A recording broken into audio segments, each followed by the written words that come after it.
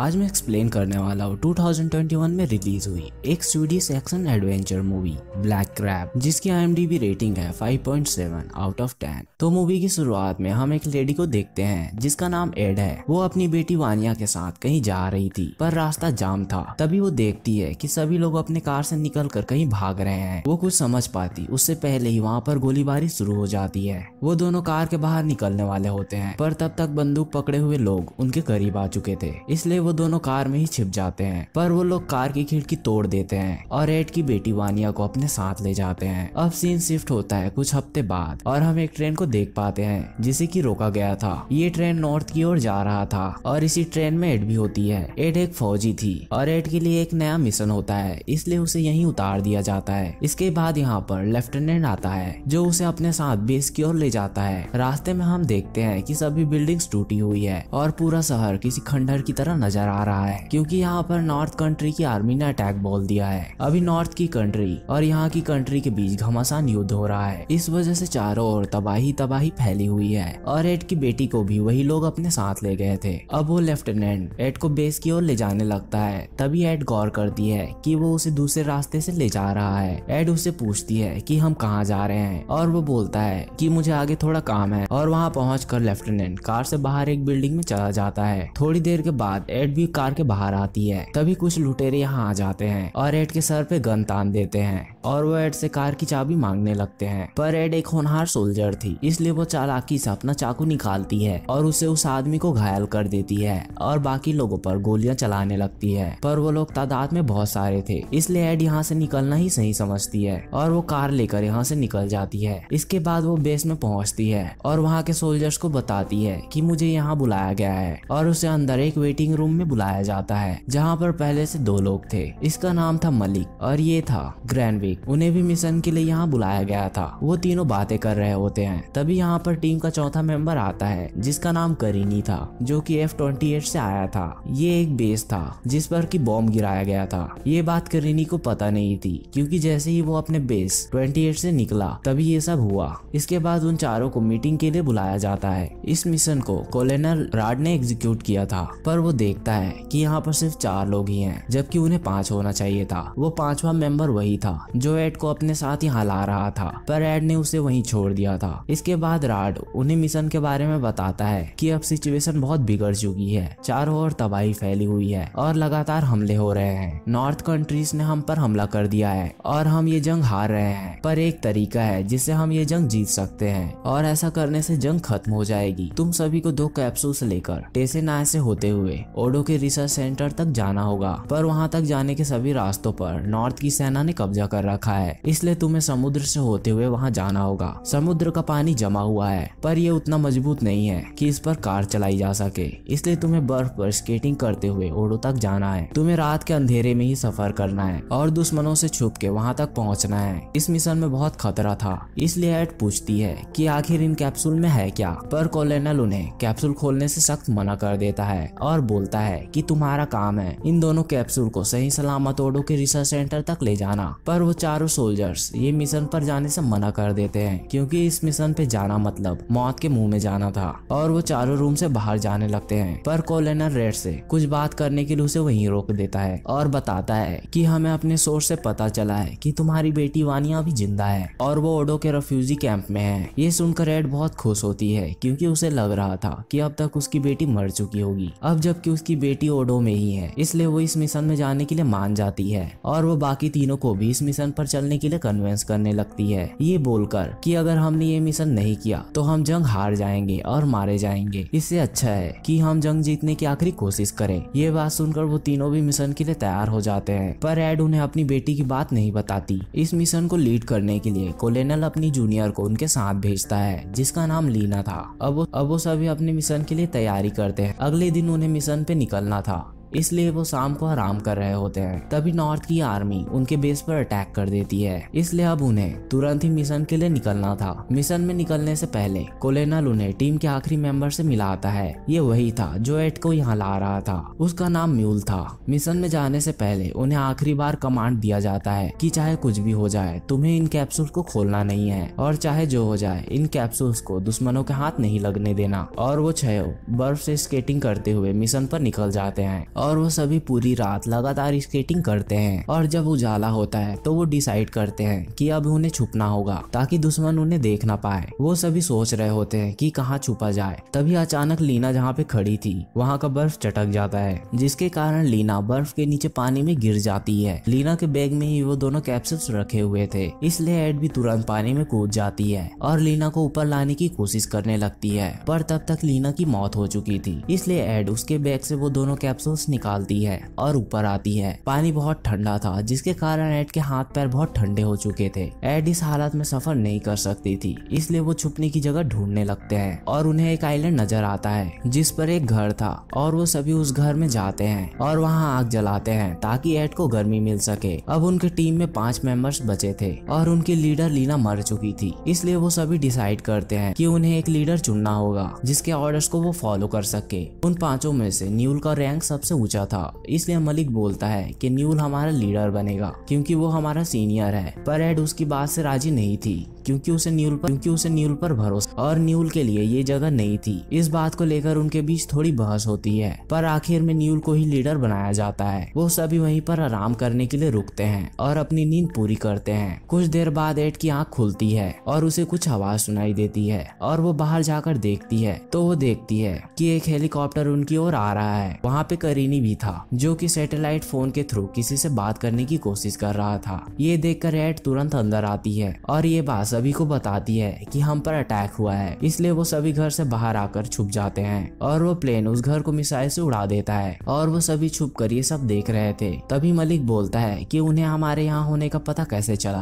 और एड उन्हें बताती है कि मैंने करीनी को किसी से सैटेलाइट फोन पे बात करते हुए देखा था। ये बात सुनते ही मलिक करीनी को दबोच लेता है और उससे पूछने लगता है कि क्या तुम दुश्मनों के साथ मिले हुए हो, और करीनी बोलता है कि नहीं, मैं उनके साथ नहीं मिला हुआ। तो मलिक उससे पूछता है तो फिर तुम किससे बात कर रहे थे, और करीनी बताता है कि बेस F-28 में मेरी गर्लफ्रेंड है जो कि वहाँ की कम्युनिकेशन सेंटर की हेड है जिसके साथ मेरी सगाई होने वाली है। मैं उसी से बात करने की कोशिश कर रहा था, पर बाकी लोगों को उसकी बातों पर पूरा भरोसा नहीं था। इसलिए मलिक न्यूल से पूछता है कि अब इसका क्या किया जाए। अभी उनके पास करीनी के खिलाफ पुख्ता सबूत नहीं थे, इसलिए वो उसे नहीं मार सकते थे। इसलिए वो डिसाइड करते हैं कि करीनी की गन छीनकर उसे अपने साथ ले जाया जाए और वो सभी फिर से अपने सफर में निकल जाते हैं। वो सभी लगातार स्केटिंग करते रहते हैं और फिर से अंधेरा हो जाता है और वो सभी लगातार आगे बढ़े जा रहे थे। तभी करीनी का पैर किसी चीज से टकरा जाता है जिसके कारण वो नीचे गिरता है और वो सभी देखते हैं कि बर्फ पर बहुत से लोगों की लाशें जमी हुई है। ये सीन थोड़ा डिस्टर्बिंग है क्योंकि यहाँ पर बहुत से लोगों की लाशें जमी हुई थी। ये देखकर वो समझ जाते हैं कि इन्हें नॉर्थ की सेना ने ही मारकर यहाँ फेंका है। बहुत देर से लगातार सफर करने की वजह से वो सभी काफी थक चुके थे और वो एक जगह पर आराम करने का डिसाइड करते हैं। तभी वहाँ पर एक प्लेन आ जाती है और वो उन्हें देख लेती है, इसलिए वो पांचों इधर उधर भागने लगते हैं और वो प्लेन उन पर गोलियां चलाने लगती है। पर वो सभी जैसे तैसे यहाँ वहाँ छुपकर अपनी जान बचा लेते हैं। अभी उनका आगे बढ़ना सेफ नहीं था, इसलिए वो अपने रुकने के लिए पास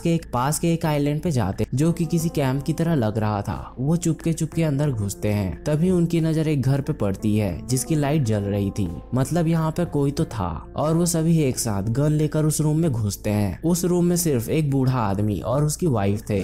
वो उन दोनों से पूछताछ करते हैं और वो दोनों बताते हैं कि हमें यहाँ पर रहते हुए कई साल हो चुके हैं। उन दोनों का बिहेवियर काफी अच्छा था और वो दोनों बाकी लोगों को खाना भी ऑफर करते हैं और वो सभी डिनर टेबल में बैठकर आपस में हंसी मजाक करते हुए खाना खाने लगते हैं। तभी एड का एक सामान टेबल के नीचे गिर जाता है, जिसे उठाने के लिए वो नीचे झुकती है और देखती है कि उस बूढ़े आदमी ने टेबल के नीचे एक मशीन गन लगा रखा है। एड के कुछ बोलने से पहले ही वो गोली चलाना शुरू कर देता है और ये देखकर बाकी लोग भी उन दोनों को शूट कर देते हैं। इस गोलीबारी में करीनी को गोली लग जाती है जिसके कारण वो मारा जाता है। तभी करीनी के सैटेलाइट फोन पे कॉल आता है और कॉल पे उसकी गर्लफ्रेंड थी जो कि करीनी के बारे में पूछ रही थी। ये सुनकर उन्हें ये तो पता चल चुका था कि करीनी सच बोल रहा था। ये जानने के बाद सभी को काफी बुरा लगता है और सबसे ज्यादा मलिक को, क्योंकि उसने करीनी को बुरी तरह से ट्रीट किया था। और इसके बाद वो फिर से आगे के सफर के लिए निकल जाते हैं। पर कुछ दूर आगे जाने के बाद मलिक लड़खड़ाने लगता है और उसे चेक करने पे पता चलता है कि उसे भी गोली लगी है, जिसके कारण वो काफी जख्मी है। इसलिए न्यूल उससे पूछता है कि क्या तुम आगे जा पाओगे, और मलिक हाँ बोलता है। इसलिए वो सभी आगे बढ़ने लगते हैं। पर धीरे धीरे मलिक का दर्द बढ़ रहा था, इसलिए अब वो और सफर करने की हालत में नहीं था। इस कारण वो फिर से रुकने की जगह ढूंढने लगते हैं और उन्हें एक टूटा हुआ जहाज नजर आता है जहाँ पर वो रुक सकते थे। वहाँ रुककर वो डिसाइड करते हैं कि अब क्या किया जाए। मलिक आगे जाने की हालत में नहीं था, इसलिए न्यूल डिसाइड करता है कि हम मलिक को यहीं छोड़ देंगे और ओडो पहुंचते ही हम उसे लेने के लिए आदमी भेज देंगे। पर इस बात पे ग्रैनविक राजी नहीं था। वो मलिक को ऐसी मरने के लिए नहीं छोड़ना चाहता था और उनके बीच बहस होने लगती है। और ग्रैनविक बोलता है कि वो ये सब कर ही क्यों रहे हैं, सिर्फ 2 कैप्सूल को वहाँ ले जाने के लिए, जिसके बारे में उन्हें ये भी पता नहीं था कि उसके अंदर आखिर है क्या। इसलिए ग्रैनविक उस कैप्सूल को खोलने लगता है। न्यूल उसे ऐसा करने से मना करता है, पर ग्रैनविक उसे खोल देता है और देखता है कि उसके अंदर एक छोटी सी कैप्सूल है जिसके अंदर कुछ भरा हुआ है। उसे समझ नहीं आ रहा था कि ये है क्या, पर एड ये देखकर जान जाती है कि एक बायोलॉजिकल वेपन है, मतलब कि एक वायरस जिसका यूज करके पूरे नॉर्थ को तबाह कर सकते हैं। इसके बाद न्यूल एड को शिप के ऊपर की ओर जाकर चेक करने को बोलता है कि आसपास दुश्मन तो नहीं है, और एड ऊपर जाकर देखती है तो उसे थोड़ी दूरी पर रोशनी नजर आती है जो कि शायद दुश्मन के लोग थे। तभी एड को गोली चलने की आवाज आती है और वो नीचे जाकर देखती है तो मलिक मरा हुआ था। मलिक ऐसी मौत नहीं चाहता था, इसलिए उसने अपने आप को ही शूट कर लिया था। अब वो सिर्फ 3 लोग ही बचे थे। एड उन्हें बताती है कि मैंने रोशनी देखी है, अगर उन्होंने गोली की आवाज सुनी होगी तो वो यहाँ आते होंगे, हमें यहाँ से निकलना होगा। पर न्यूल काफी कंफ्यूज था कि आखिर उसे करना क्या चाहिए। तभी एड बोलती है कि अगर तुम्हें यहाँ मरना है तो मरो, पर मैं यहाँ से जा रही हूँ। और वो अपने साथ वो दोनों कैप्सूल भी ले जाती है और वो अकेले ही आगे बढ़ने लगती है। पर कुछ दूर आगे जाने के बाद वो देखती है कि आगे का पानी अभी अच्छी तरह से जमा नहीं है, पर उसके पास और कोई चारा नहीं था। ओडो तक जाने का सिर्फ यही एक रास्ता था और अब तो वो पीछे भी नहीं जा सकती थी क्योंकि पीछे से दुश्मन की सेना आ रही थी। और एड हिम्मत करती है और उस कमजोर बर्फ पर धीरे धीरे आगे बढ़ने लगती है। पर कुछ दूर आगे जाने के बाद वो बर्फ चटकने लगती है, इसलिए एड अपने आप को बचाने के लिए बर्फ पे लेट जाती है ताकि उसका वेट डिस्ट्रीब्यूट हो जाए। तभी वहाँ पर पीछे से न्यूल और ग्रैनविक आ जाते हैं, पर न्यूल एड की मदद करने से पहले उससे वो दोनों कैप्सूल देने को बोलता है। और एड जैसे ही वो दोनों कैप्सूल उसे देती है वो उसकी ओर रस्सी फेंकता है, जिसकी मदद से एड मजबूत बर्फ तक आ जाती है। उन्हें आगे तो जाना ही था, इसलिए वो तीनों अपनी अपनी बॉडी में रस्सी बांध देते हैं ताकि अगर कोई एक गिरे तो बाकी लोग उसे बचा ले। और ऐसा करके वो धीरे धीरे आगे बढ़ने लगते हैं। पर कुछ दूर आगे जाने के बाद अचानक से उन पर गोलियां चलने लगती है, इसलिए वो तीनों नीचे बर्फ में लेट जाते हैं। वो गोलियां सामने वाले आइलैंड से चलाई जा रही थी। ग्रैनविक एक स्नाइपर एक्सपर्ट था, इसलिए वो गोली कहाँ से आ रही है उसका पता लगाता है और बंदूक से निकलने वाली फ्लैश को देखकर अपने स्नाइपर से निशाना लगाकर शूट करता है। उसकी गोली सीधे दुश्मन को लगती है, जिसके कारण गोलियां चलना बंद हो जाती है और वो तीनों आगे बढ़ते हैं और उस आइलैंड में जाकर देखते हैं। वहाँ पर 3 सोल्जर्स थे, जिनमें से पहले से ही 2 लोग मर चुके थे और तीसरे को ग्रैनविक ने शूट किया था। अब वो तीनों वहीं पर रात बिताते हैं और अगले सवेरे जब एड की आंख खुलती है तो वो देखती है कि न्यूल यहाँ पर नहीं है, वो दोनों कैप्सूल लेकर भाग गया था। तभी एड की नजर नीचे की ओर से आ रहे दुश्मनों पर पड़ती है, जो कि करीब 10 जने थे जो उनकी ओर बढ़ रहे थे। इसलिए एड तुरंत ग्रैनविक को उठाती है और वो दोनों उन सभी को शूट करने लगते हैं। उन सभी के बीच कुछ देर तक गोलीबारी होती रहती है। एड और ग्रैनविक धीरे धीरे बहुत से लोगों को शूट कर देते हैं, पर उनके पास रखी गोलियां खत्म हो रही थी। इसलिए एड उन पर ग्रेनेड फेंकने के लिए ग्रेनेड का पिन खींचती है। तभी पीछे से वहां पर एक दुश्मन आ जाता है जो कि एड पे गोली चला देता है, जिसके कारण एड के हाथों से वो ग्रेनेड गिर जाती है। ये देखकर ग्रैनविक तुरंत ही उस आदमी को शूट कर देता है। एड ग्रैनविक को बताती है कि यहाँ से भागो, पर भागने के लिए ज्यादा समय नहीं बचा था। इसलिए ग्रैनविक एड को बचाने के लिए खुद उस ग्रेनेड के ऊपर कूद जाता है और अपना सेक्रीफाइस दे देता है। इसके बाद एड अपने आप को संभालती है और ग्रैनविक को चेक करती है, पर ग्रैनविक तो मर चुका था। एड को जो गोली लगी थी वो उसके कमर के साइड में लगी थी, इसलिए वो फिर से आगे बढ़ने लगती है। एड को पहले से ही स्केटिंग अच्छे से आती थी, इसलिए वो तेजी से आगे बढ़ने लगती है और कुछ दूर आगे जाने के बाद उसे न्यूल नजर आता आता है। वो उसे रुकने को बोलती है पर न्यूल नहीं रुकता और बोलता है कि हम ऐसा नहीं कर सकते। इस वायरस का यूज करके सिर्फ दुश्मन ही नहीं, हम बाकी निर्दोष लोगों को भी मार देंगे, इसलिए मैं इस वेपन को वहाँ नहीं ले जाना चाहता। पर एड को तो किसी भी हालत में ये मिशन पूरा करना था, क्योंकि ओडो में उसकी बेटी उसका वेट कर रही थी। इसलिए एड न्यूल को शूट कर देती है, जिसके कारण न्यूल वहीं पर गिर जाता है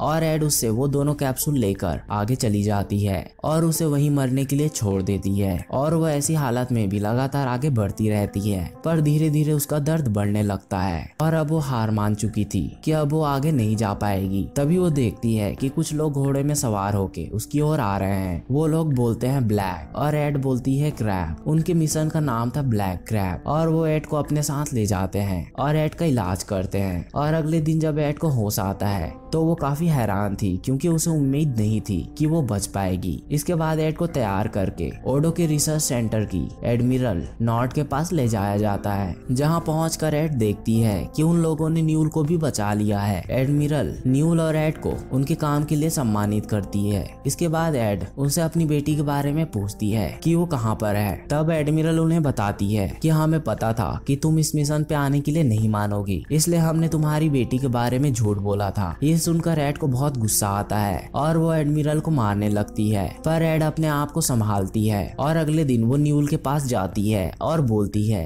कि तुमने सही बोला था, हमें उन्हें इस वेपन का यूज करने से रोकना होगा ताकि बेगुनाह लोगों को बचाया जा सके। हो सकता है कि मेरी बेटी भी कहीं जिंदा हो। पर न्यूल बोलता है कि अभी बहुत देर हो चुकी है, अब हम उसे नहीं रोक सकते। पर एड उसे किसी तरह से कन्विंस कर लेती है और वो दोनों लैब का पता लगाते हैं जहाँ पर उन कैप्सूल्स को रखा गया था और वो दोनों लैब के अंदर घुसते हैं और वो वहाँ पर काम कर रहे साइंटिस्ट पर गन तान देते हैं ताकि वो चुप रहे। वो साइंटिस्ट उन्हें कैप्सूल का लोकेशन बताता है और उन्हें वो दोनों कैप्सूल्स मिल जाती है। पर वो देखते हैं कि चारों ओर से सोल्जर्स आ रहे हैं, उन्हें इस बारे में पता चल गया है। अब उनके बचने का कोई रास्ता नहीं था, इसलिए एड डिसाइड करती है कि वो ग्रेनेड के साथ ही इस वेपन को तबाह कर देगी। पर वो साइंटिस्ट उसे ऐसा करने से रोकता है, क्योंकि ऐसा करने से वो बर्बाद नहीं बल्कि यूज हो जाएगा। यहाँ पर वो साइंटिस्ट अपनी जान बचाने के लिए झूठ बोल रहा था। तभी वो साइंटिस्ट उन्हें आइडिया देता है कि तुम हमारे सूट पहन लो और उस इमरजेंसी बटन को दबा दो। उसके बजते ही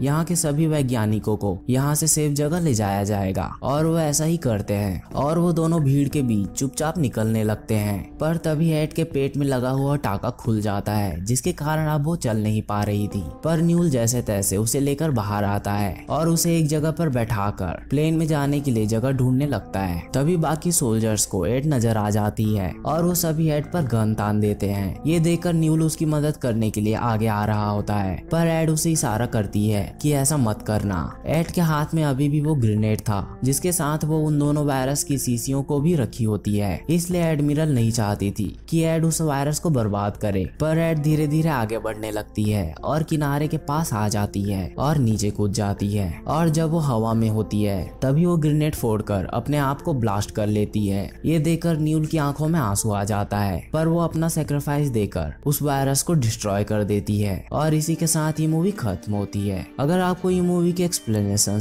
समरी अच्छी लगी हो तो प्लीज वीडियो को लाइक और कमेंट जरूर करें। Thanks for the watching.